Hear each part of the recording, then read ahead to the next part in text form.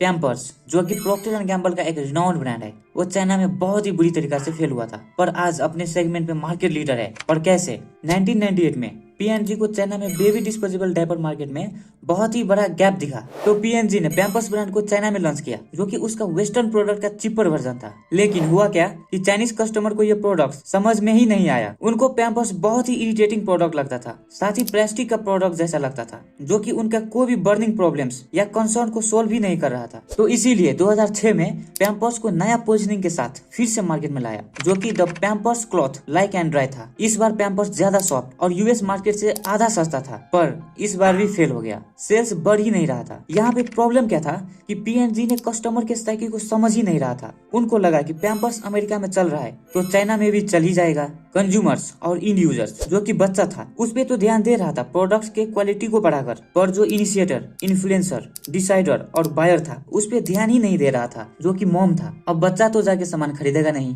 खरीदना तो माँ को ही है, जिसके पास परचेजिंग पावर भी है और परचेजिंग डिसीजन मेकिंग पावर भी है। पर पीएनजी ने माँ के साइकिल को समझ ही नहीं रहा था कि वो अपने बच्चे को लेके किस चीज पे सीरियस है। चाइनीज मॉम्स अपने बच्चे को ओपन क्रॉच पैंट्स पहनाता था, जिसे कि चाइनीज में काई डैंग कू कहा जाता है। इससे ना तो बच्चे का पैंट्स भेजने का टेंशन होता था, ना ही क्वालिटी का, क्योंकि काई डैंग कू उनका लोकल प्रोडक्ट था और पैम्पर्स इन्हीं जो प्रॉब्लम पे फोकस कर रहा था, जो कि मॉम्स के लिए एक्चुअल में प्रॉब्लम था ही नहीं। फिर बाद में पीएनजी ने एक इन डेप्थ रिसर्च किया कि प्रोडक्ट्स अच्छा होने के बाद भी फेल क्यों हो रहा है, तो उन्होंने पाया कि जो चाइनीज मॉम्स है वो बच्चों का नींद और उससे बच्चों पर फ्यूचर डेवलपमेंट में होने वाले इम्पैक्ट को लेके बहुत ही कंसर्न है। फिर पीएनजी ने Beijing children's hospital sleep research centre से एक डाटा रिलीज किया, जिसमें दिखाया गया कि जो बच्चा पैम्पर्स पहनता है वो बच्चा 30% जल्दी या फास्ट सो जाता है, हर रात 30 मिनट ज्यादा सोता है, और साथ ही बच्चों का नींद खराब होने का चांस भी 50% से घट जाता है। अब इस बार 2007 में इन्हीं पेन पॉइंट्स को अपने मार्केटिंग स्ट्रेटेजी में यूज करते हुए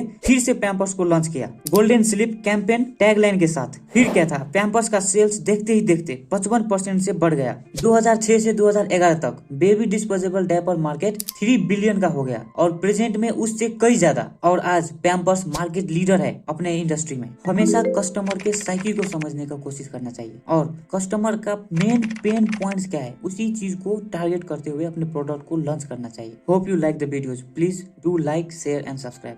थैंक यू।